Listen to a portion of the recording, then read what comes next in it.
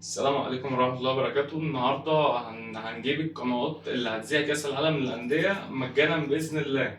الأول نتكلم عن الناس اللي عندها الشيرنج قنوات آموس 5 سبورت اللي على الإسرائيلي أعلنت إنها هتذيع البطولة ال5 قنوات بشكل كامل.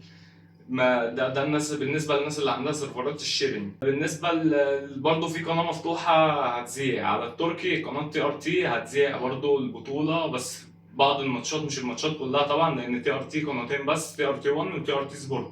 ده على التركي. بالنسبة برضه القناة لسه يعني هتكون مفتوحة بإذن الله، هي المفروض بالشيرنج، لكن هم ساعة البطولة هيفتحوها.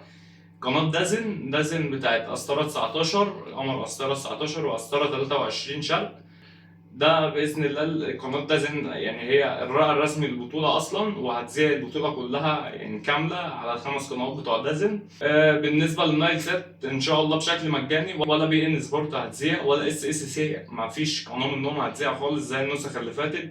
هنتفرج باذن الله على ماتشات الاهلي المصري على قناه ام بي سي مصر 1 و2. هي القناة أعلنت بشكل رسمي إن هي هتذيع، وكمان قناة ام بي سي أكشن أعلنت بشكل رسمي هتذيع كل مباريات الهلال السعودي، يعني الفرق السعودية هتكون متذاعة على ام بي سي أكشن، تمام. وام بي سي مصر هتذيع مباريات الأهلي المصري بس. وكمان بالنسبة لماتشات الترجي التونسي هيكون على قناتين. الوطنية الأولى دي قناة تونس الوطنية، دي معروفة كانت بتذيع بعض مباريات دوري أبطال أفريقيا. الفرق التونسية اللي هي الترجي اللي موجود في البطولة أصلا هيجي على قناة الوطنية 1 و2. هي قناة موجودة أهي، وتونس 1 و2. البطولة هتتذاع على القناتين دول. وكمان خبر بنسبة 50%، القناة دي لسه ظاهرة ما بقالهاش أسبوع تقريبا على النايل سات، اسمها سبورتس فيرست.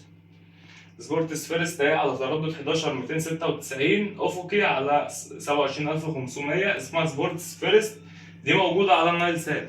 بيقولوا إن هي هتذيع مباريات كأس العالم للأندية كلها، فأنا شايفها إشاعة، واحتمال برضو تبقى هتذيع، الله أعلم.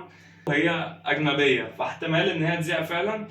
اون تايم سبورت مش هتذيع، بي ان سبورت مش هتذيع، اس اس سي مش هتذيع، القنوات دي كلها مش هتذيع.